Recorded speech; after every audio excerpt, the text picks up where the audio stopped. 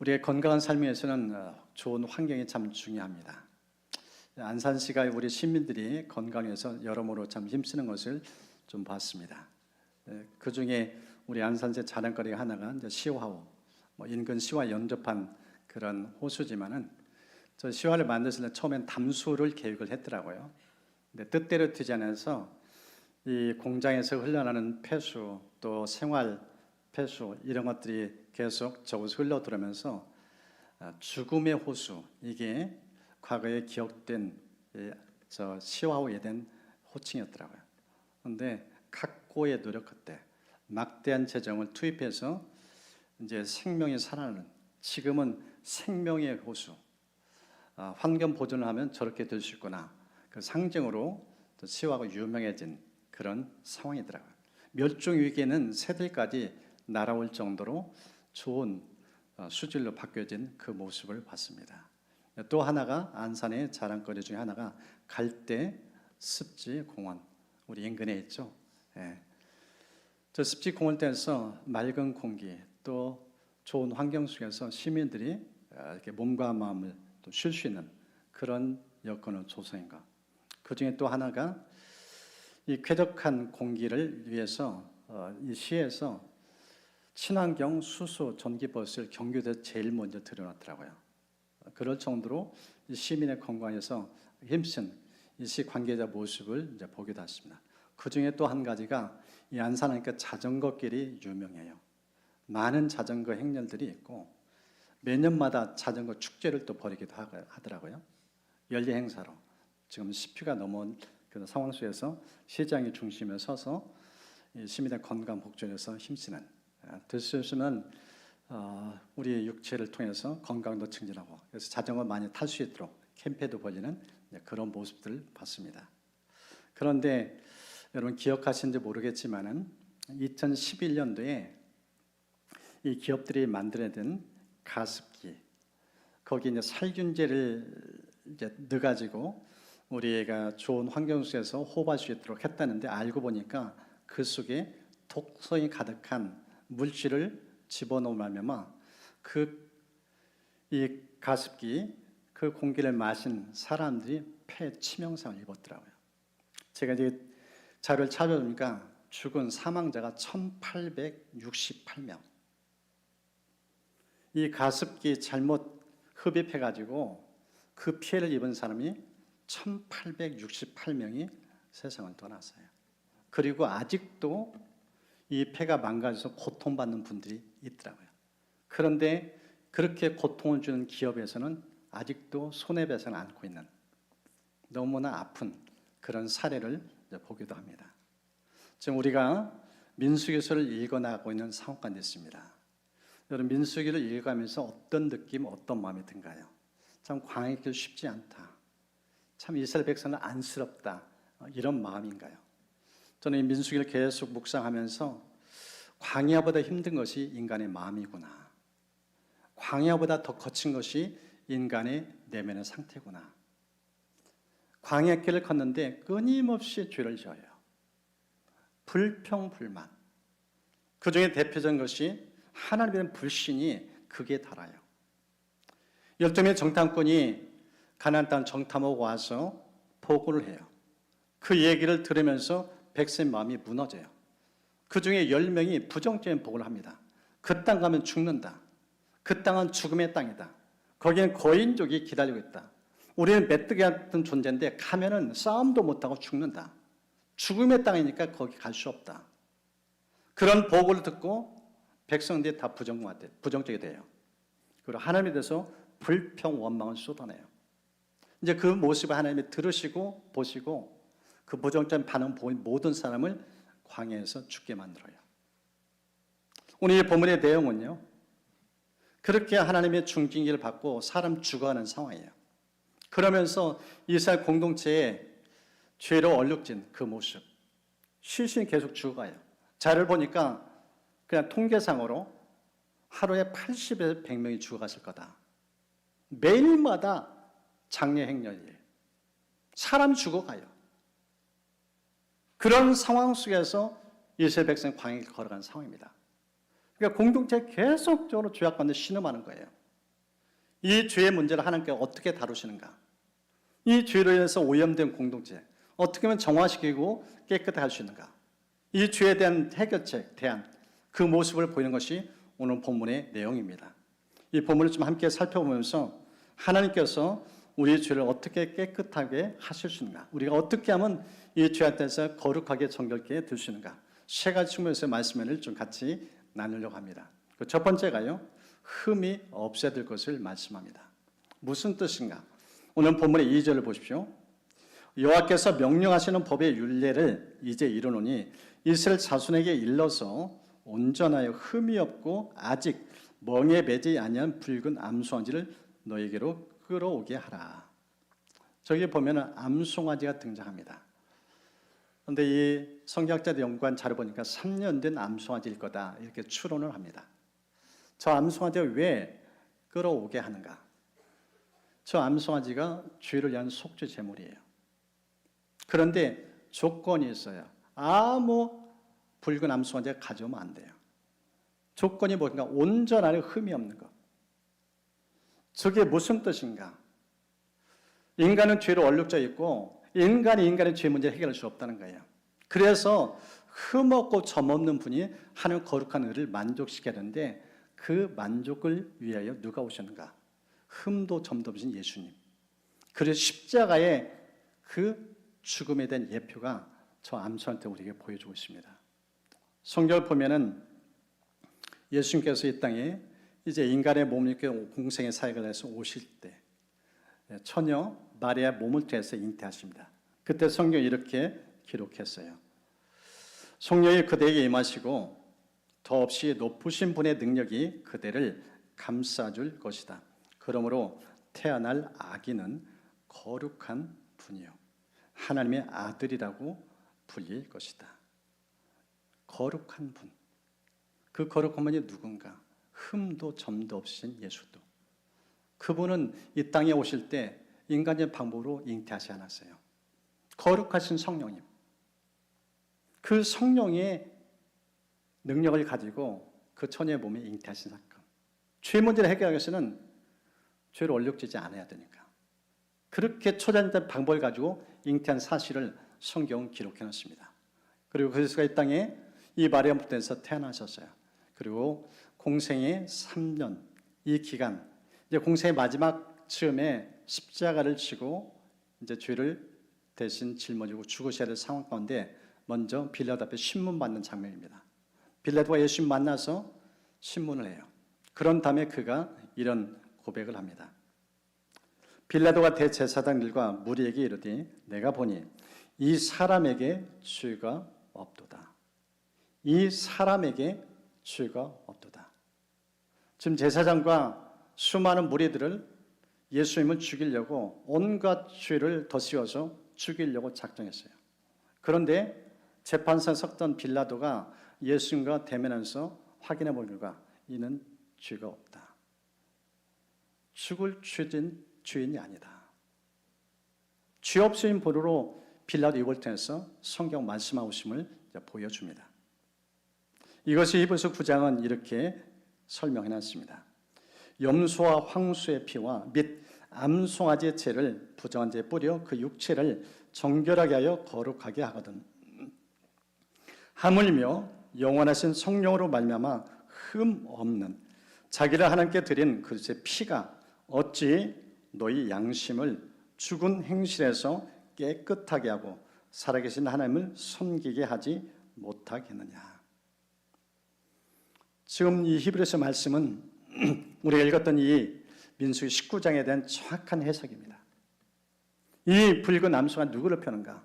거룩하신 예수도. 그분을 지칭하고 있다. 이렇게 풀어서 설명하고 있음을 보여줍니다.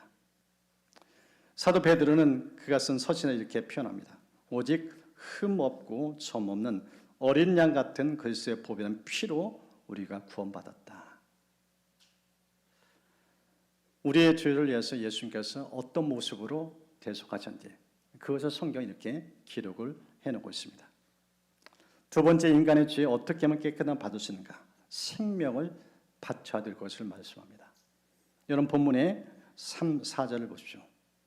너는 그것을 제사장 엘리야에게 줄 것이요 그는 그것을 진영 밖으로 끌어내어 자기 목전에서 잡게 할 것이며 제사장 엘리야는 손가락에 그 피를 찍고 그 피를 회막 앞을 향해 7번 뿌리라.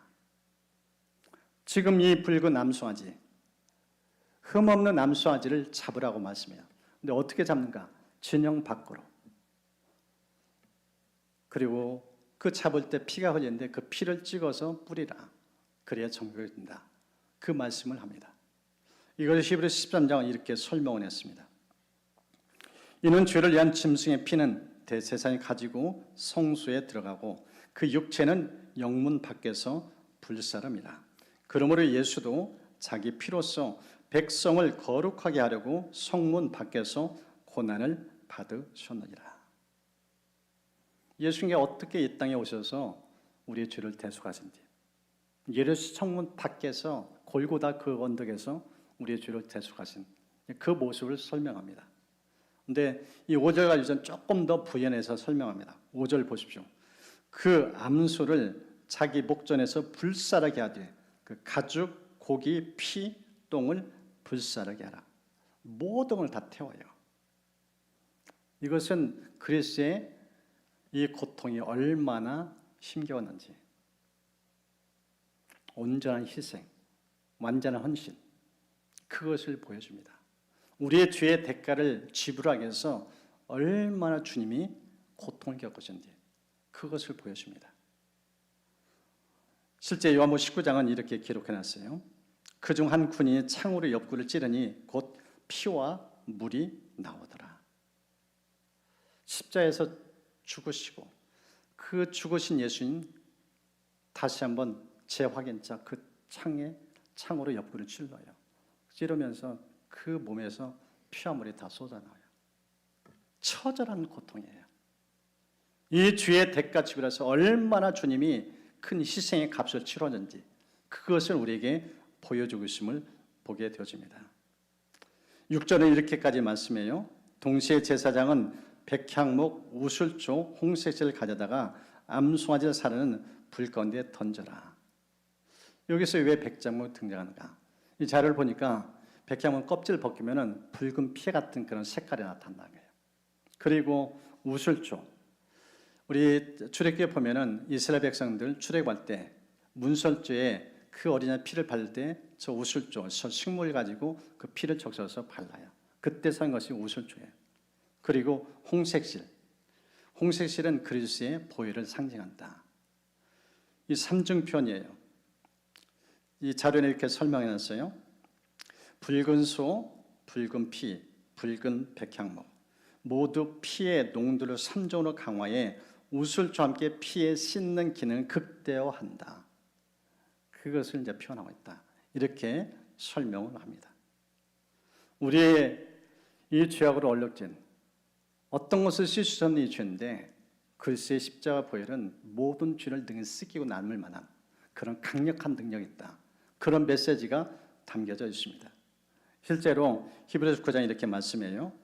율법을 따라 거의 모든 물건이 피로써 정결하게 되느니 피 흘림이 없은즉 사함이 없느니라.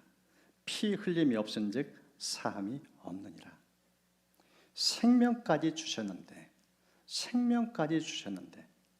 뭐든 용서를 못하겠는가?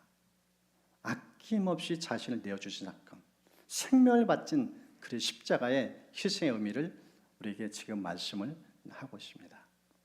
한 글을 보니까 이제 한 여성이 이제 이렇게 운전을 하고 싶어서 면허 시험대 다니면서 열심히 운전 연습하고 이제 때가 돼서 면허증을 취득했어요. 면허증 취득하면 뭐예요? 운전하고 싶잖아요. 그때 남편이 신차를 구입했어요. 그런 가운데 남편이 출장 간 상황이에요. 차는 자기 눈앞에 있고 운전 없이는 근질근질한 거야. 그래서 시동 걸고 차를 몰고 갔어요. 초보예요. 왕초보예요.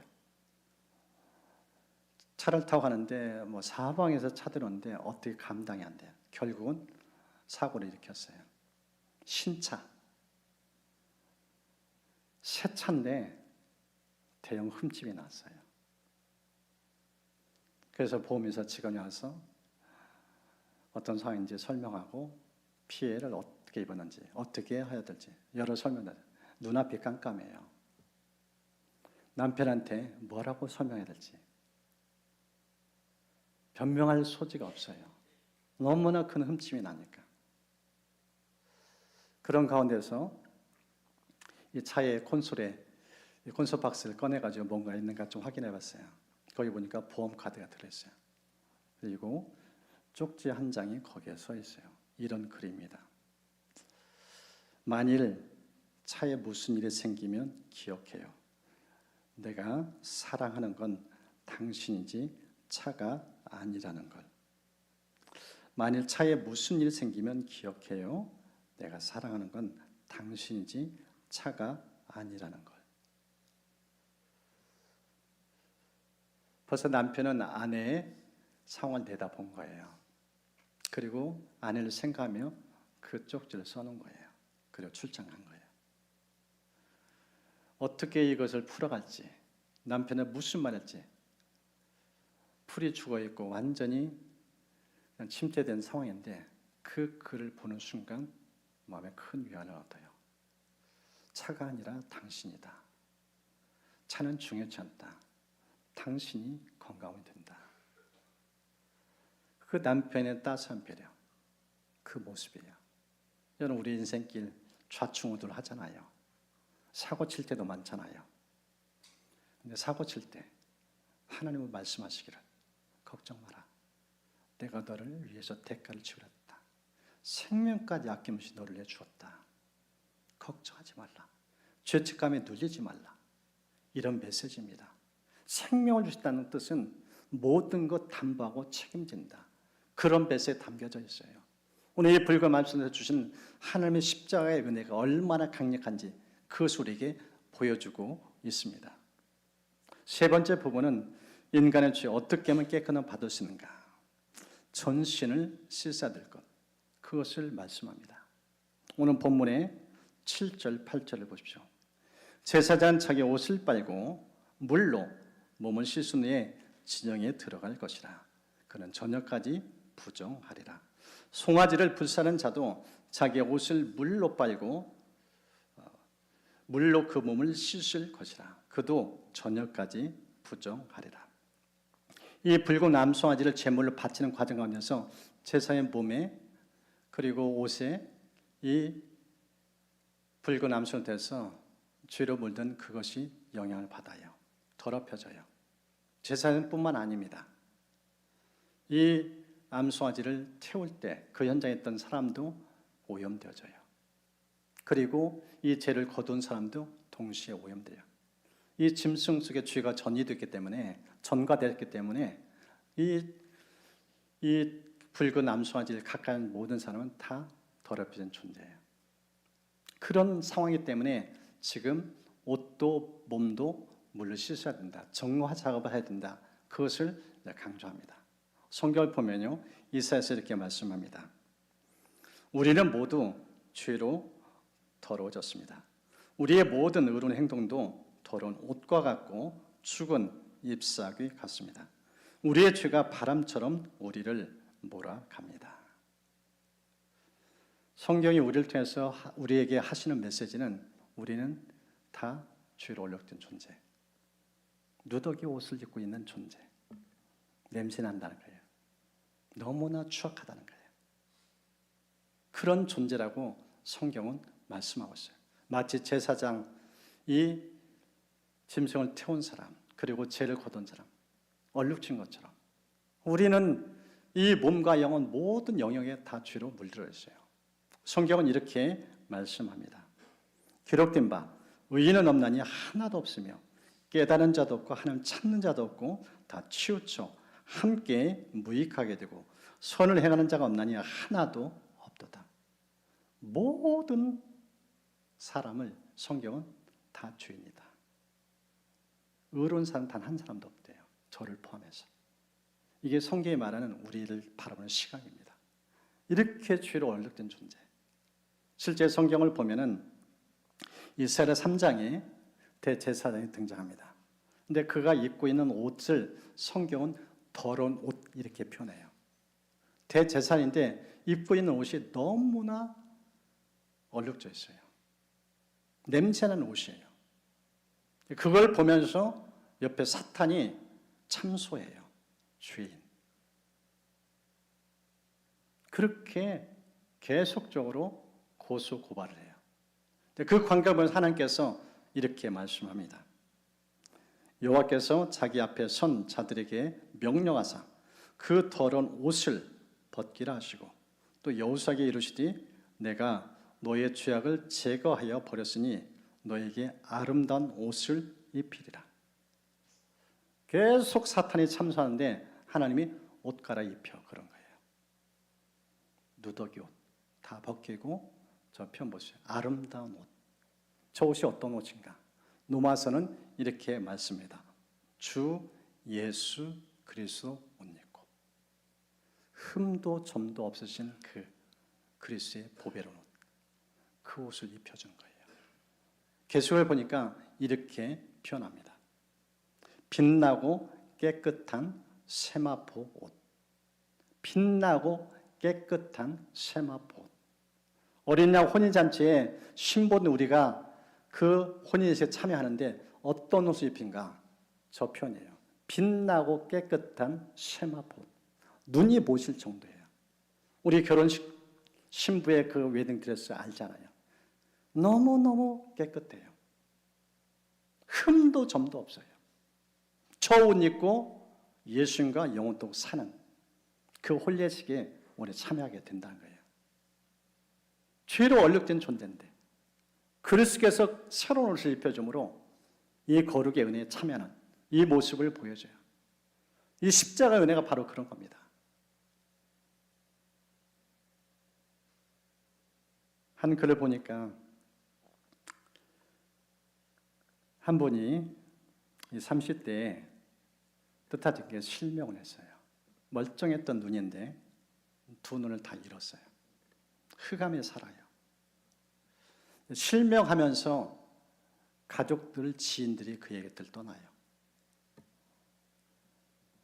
눈을 잃은 것도 고통스러운데 버림받았다는 그 느낌, 거절받았다는 그 느낌, 인생을 밝게 살 수가 없어요.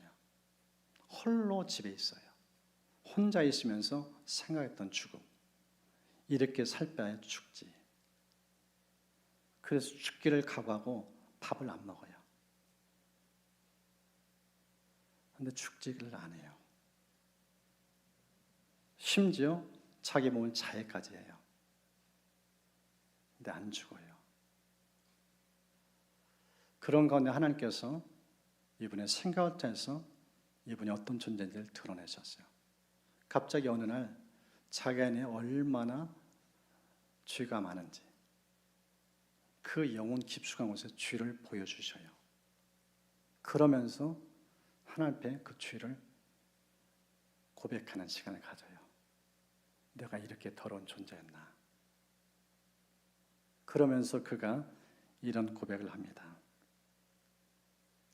제가 예수님을 박해하고 침을 뱉고 매를 때린 흉악한 죄인임을 깨달았습니다.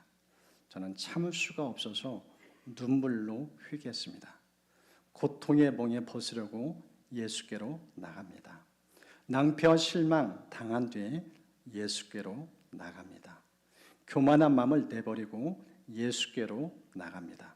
죽음의 길을 벗어나서 예수께로 나갑니다. 이 찬양께 눈물 콧물 범벅이 돼서 십자가 앞에 나가요. 하나님께 나아가요.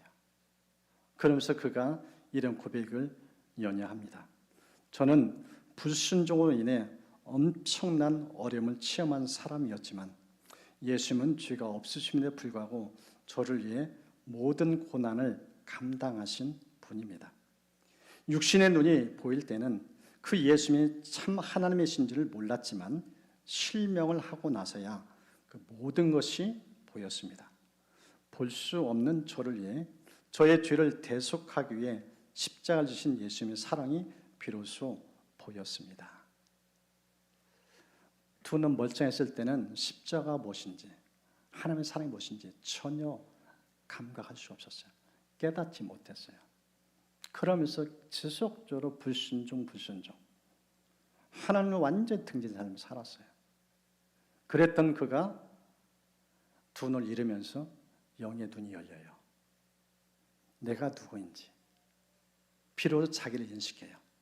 자기 안에 죄가 그렇게 많은지 비로소 깨닫게 되어져요. 그러면서 십자가 앞으로 나아가요. 이 죄의 문제는 예수님밖에 없구나. 그 눈이 열리면서 십자가의 사랑 앞에 마음이 녹아져요. 그리고 평생 십자가 복음 증가는 그 증인으로 사는 그 사람으로 바뀌어져요. 오늘 성경 보십시오. 증인이 광야 한복판에서 붉은 암송아지가 등장해요. 왜 등장하는가?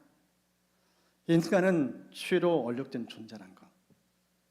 이 죄의 문제 해결하는 흠없는 도움의 손길이 필요하다는 것. 이 붉은 암송아지, 흠도 점도 없는 암송아지에서 십자가 예수님을 우리에게 보여주고 있어요. 예수의 보혈만이, 그 십자가의 희생만이 우리의 죄의 문제가 근본적으로 풀릴 수 있다. 사망의 음침한 골짜기, 그런 인간의 절대 한계 앞에서 성경에서 우리에게 보여주는 사건은 이 암천태에서 예수를 바라보라, 십자가 주님을 의지하라, 그 메시지를 들려줍니다. 인생길 광야가 힘든 게 아니에요. 내 안에 죄를 보는 눈이 없기 때문에 힘든 거예요. 조금 전에 나눴던 이 한 맹인, 두 눈을 잃고 나서야 비로소 눈이 열렸다고, 내가 얼마나 죄인인지 깨닫게 되었다고, 그걸 통해서 십자가를 알게 되고 하나님의 사랑을 알게 되고, 그러면서 영이 새로워지면서 새롭게 인생길을 밝게 살아가는 그 모습을 보았습니다. 오늘 주신 말씀을 좀 생각하면서 이 시간 우리 십자가 찬양 함께 좀 기도의 자리로 나아갔으면 좋겠습니다. 구주의 십자가 보혈로 죄 씻음 받기를 원하네. 내 죄를 씻으신 주 이름 찬송합시다. 주 앞에 흐르는 생명수 날 씻어 정하게 하시네. 내 기쁨 정성을 다하여 찬송합시다. 우리 십자가를 의지하고 십자가를 바라보면서 정말 내 안에 이 죄의 문제가 가득한데 이 죄를 해결하신 십자가를 바라보면서 찬양의 기도로 하나님께 나아가겠습니다.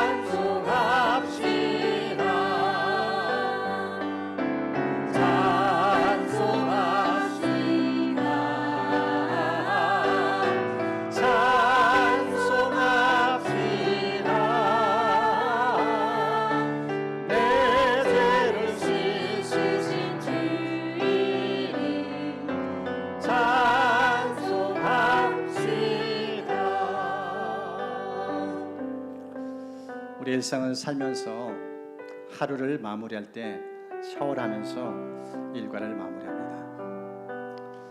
일상에서 하다 보면은 이 주변 환경에 많이 몸이 유혹에 노출되기 때문에 옷은 세탁해야 되고 몸은 샤워대에서 정결케 해야 돼요. 그런데 우리 영혼의 관리는 얼마나 하고 있는가? 나는 날마다 영혼의 샤워를 하며 살고 있는가? 오늘 성경 우리에게 말씀합니다.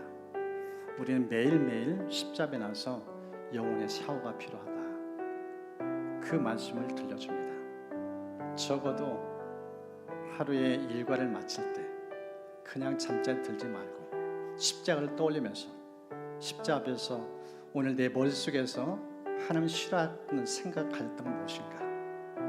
내 머리에 들어있는 이 더럽혀진 부분들, 그것을 보일러 정리해 씻는 작업이 필요합니다.